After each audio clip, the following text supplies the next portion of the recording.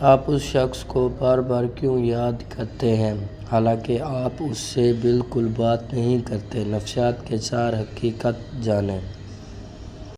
اگر آپ کسی شخص کو بار بار یاد کر رہے ہیں لیکن ان سے بات نہیں ہوتی تو یہ کچھ نفسیاتی عوامل کی وجہ سے ہے۔ یہ سائیکالوجی کے اصول ہیں، اسے تفصیل سے سمجھنا ہوتا ہے تاکہ آپ کو بہتر طریقے سے سمجھ آ سکے کہ ہم کسی شخص کو بار بار یاد کیوں کرتے ہیں جبکہ ہم ان سے بات نہیں کرتے۔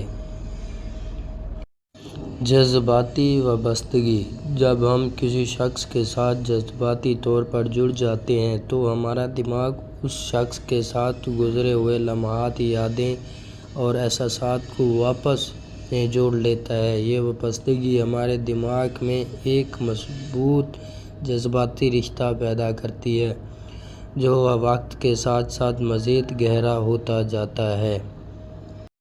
اگر آپ نے کسی شخص کے ساتھ اچھا وقت گزارا ہے یا وہ آپ کے لیے کوئی اہم لمحہ، یادگار لمحہ چھوڑ گیا ہے تو آپ لاشعوری ان یادوں کو بار بار دوبارہ دیکھنے کی کوشش کرتا ہے۔ اس کا مطلب یہ نہیں کہ آپ ان سے باتیں کریں بلکہ وہ جذباتی تعلق آپ کو ان یادوں کرنے پر مجبور کرتا ہے۔